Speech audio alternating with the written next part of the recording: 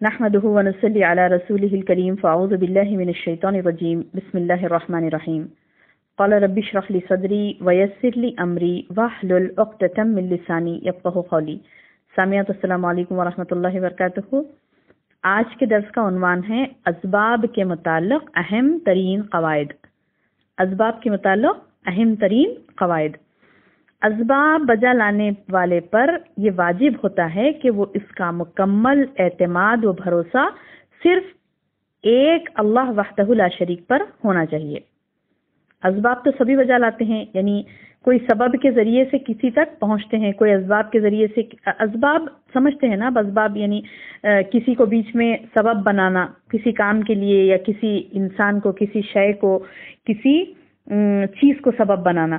تو یہ سبب بنانا جائز ہے، لیکن اسباب بنانے والے پر، یعنی اسباب بجا لانے والے پر، یعنی کوئی کسی کو سبب بنا رہا ہے تو وہ اسباب بجا لانے والے پر واجب ہے کہ اس کا مکمل اعتماد کس پر ہو؟ صرف اور صرف ایک اللہ وحدہ لا شریک پر ہونا چاہیے، نہ کہ صرف سبب پر.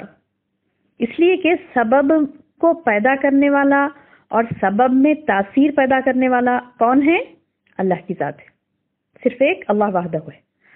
اس کے بعد دیکھیے سیکنڈ پوائنٹ اسباب کے تعلق سے، بندہ یہ جان لے کہ تمام اسباب اللہ تعالیٰ کی قدرت اور ارادہ اور مشیت سے ہی کام کرتے ہیں. یہ بات اچھی طرح سے جان لے کہ تمام اسباب اللہ تعالیٰ کی قدرت اور ارادہ اور اس کی مشیت سے ہی کام کرتے ہیں. اس کے حکم کے بغیر کچھ بھی نہیں ہو سکتا. تو یہ اسباب کے تعلق سے میں نے 2 پوائنٹس بتائے، کیونکہ اکثر اس میں شرک ہو جاتا ہے. کیا شرک ہوتا ہے کہ بندہ صرف اسباب پر بھروسہ کرتا ہے اور اللہ وحدہ لا شریک پر بھروسہ نہیں کرتا. تو یہ بہت خطرناک چیز ہو جاتی ہے کہ بندہ کوئی اللہ پر بھروسہ ہٹا دے اور اسباب کو ہی پکڑ لے، اور یہ اسباب کو پکڑ کر بندہ کیا کرتا ہے؟ شرک کرنے لگتا ہے.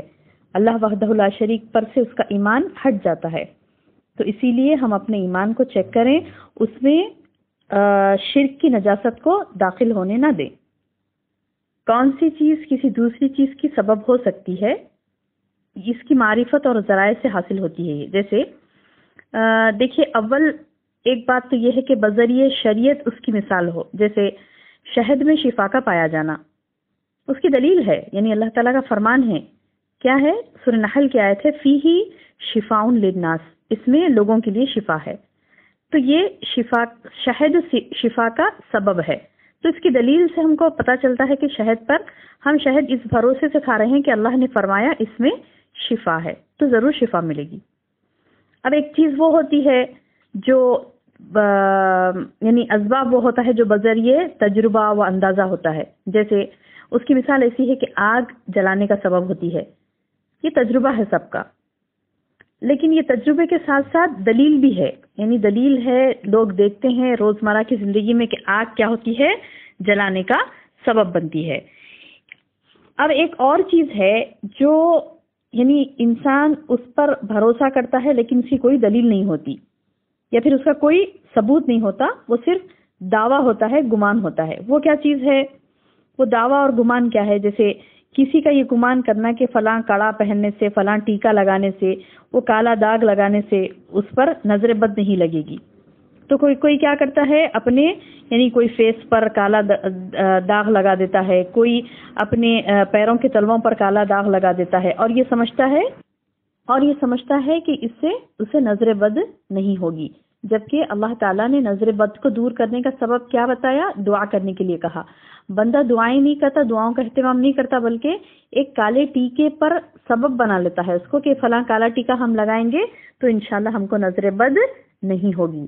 تو نعوذ باللہ اس طریقے کا اعتقاد رکھنا، اس طریقے کا عقیدہ رکھنا کہ فلاں دھاگے کے باندھ لینے سے، فلاں کالا تاگا باندھ لینے سے، کالا ٹپکا لگانے سے، کالا دھبا ڈال دینے سے اس پر نظر نہیں ہوگی، تو اس طریقے کا عقیدہ رکھنا شرک کہلاتا ہے. کیونکہ اس نے سبب پر یعنی بلا وجہ، بلا کوئی دلیل کے، کوئی دعوے کے اس نے بھروسہ کر لیا.